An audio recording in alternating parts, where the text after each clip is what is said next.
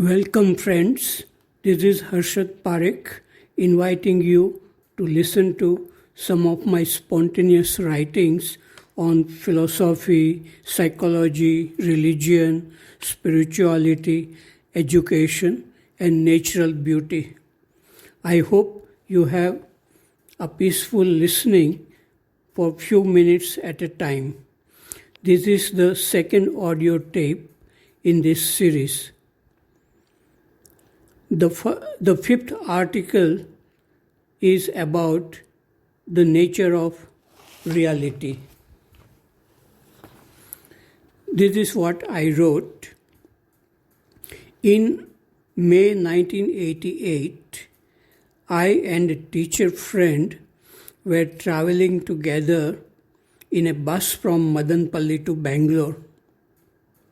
It was a pleasant journey. There were dark rain clouds all along the way. The trees and fields were beautiful to see from the window. We were discussing about Krishnamurti and his teachings. The question we discussed was, is there a different kind of reality beyond thinking, feeling, and sense experience? Sudhir Kakar, a psychoanalyst, had written a short article in India Today about this topic. He wrote that there is no reality apart from the reality of thinking, feeling, and sense experience. We felt that he had a close mind and attitude to the mystery of life. How can one know the whole through the parts like thinking, feeling, and sense experience? Electromagnetic waves of very high frequency cannot be sensed by our thinking mind, but they do exist. We must keep the mind open to all possibility. Krishnamurti talked about the mystery beyond the powers and capacity of the mind. He used words like blessings, otherness, presence to indicate that reality. Ramakrishna Paramhans said, a doll made from salt went to measure the depth of the sea, but it got dissolved in the sea. Mystics have talked about that reality which is immeasurable and which cannot be described by words. The sixth article is about doing nothing. This is what I wrote. In one of my culture classes with 8th standard students of Rishi Valley School, I spoke about the beauty of sitting quietly and doing nothing in particular. I felt that students were too busy throughout the day and it was very difficult for them to be alone and relax. One girl said that it was impossible to do nothing. She said that even breathing is doing something. Students have good logical mind, but that may not help them much to be really peaceful and be aware of what is happening within the mind, to see how boredom comes, how useless chattering drains away energy. When Nelson Mandela came to France to visit French president, the press asked Mr. Mandela what he would like to do the most. Mandela said, "What I want to do the most is just to sit down and do nothing. Since my release from prison, I have been so busy with no time to sit or breathe. So what I want the most is just to sit down and not do anything." The seventh article is about the mystery of the universe. This is what I have written. One morning in Rishi Valley, in the dining hall during breakfast, some of us teachers were discussing about the evolution of universe. One teacher who had a very good knowledge of this subject spoke passionately about black holes, unified theory, mass, momentum, and energy of stars, fusion of elements in the stars, and new theories on evolution. For some of us who were not so deeply involved in this subject, it was awesome and confusing. Understanding physics is becoming more and more difficult for scientists too. The more a person knows, more confusing it becomes.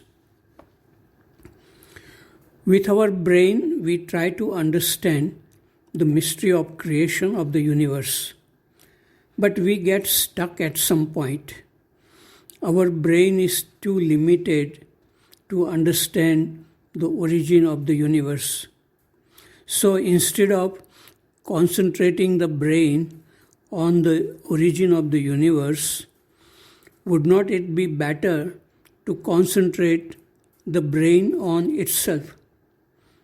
When the brain becomes silent and awake, it may be possible to sense the mystery of the universe and the creation. Even if we do not sense the mystery of the universe, it is wonderful to just watch or feel the energy with which our brain works.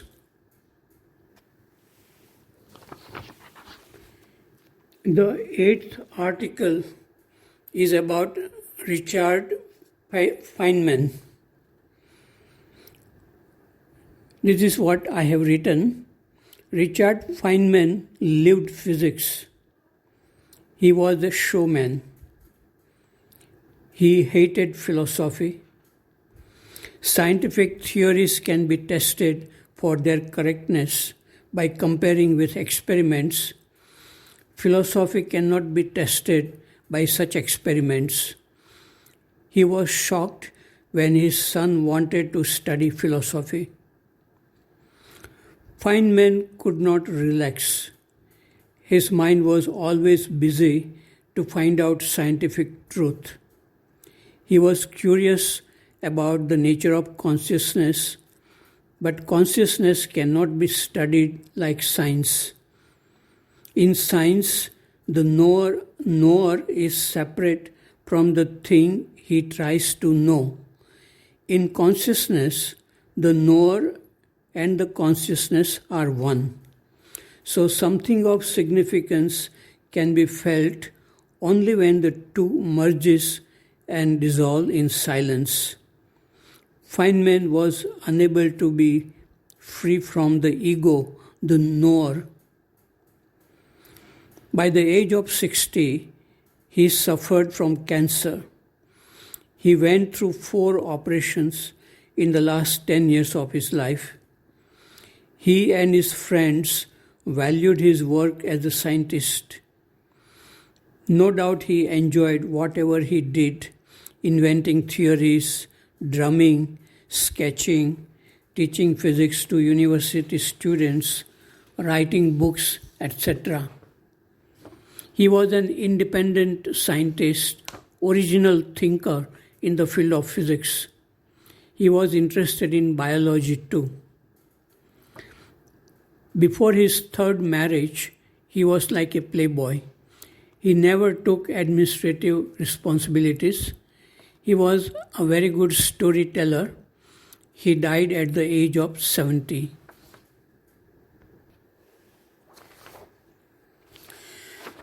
The 9th article is about God is not in temples.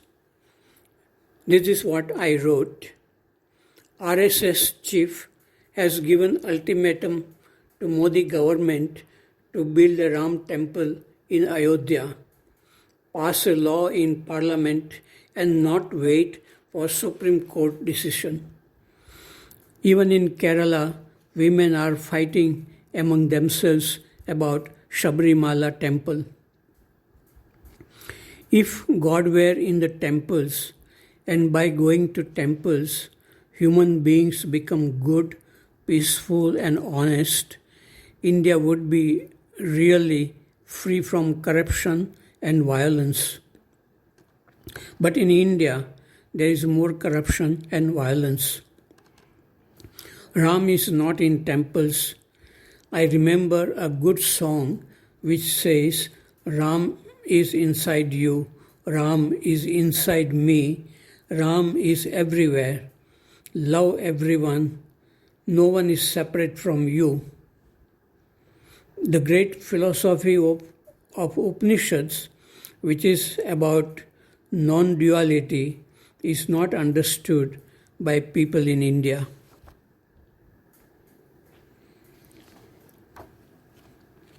The 10th article is about evolution of the brain and consciousness. This is what I wrote. Scientists like David Bohm spoke the language of the mystics. Bohm proposed that nothing is full of energy and consciousness.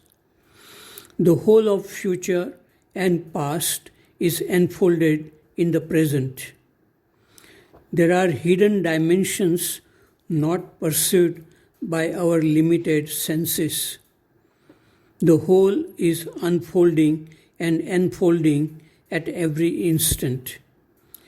Something comes out from nothing, and so on. Stephen Hawking, a handicapped scientist who is unable to walk and speak, has become one of the most respected scientists in the field of cosmology. His theories regarding the origin of universe and black holes have attracted attention of many scientists. He was on the cover of Newsweek magazine many years ago. He believes in the power of imagination, logic, mathematics, and physics. He rejects mysticism. He says, if you find theoretical physics and mathematics too hard, you turn to mysticism. I think it is a cop-out. We saw a film 2001, A Space Odyssey. There was good imagination, photography, and music to show the vastness of the universe. Human beings have come a long way from monkeys to scientists like Einstein and Hawking. There is evolution of the brain. But is our brain still evolving to pursue deeper dimensions of consciousness? Or is this idea of evolution of consciousness imagination only? Krishnamurti agreed with the evolution of the brain, but he rejected evolution of the consciousness. He said that there is no gradual evolution as far as the mind is concerned.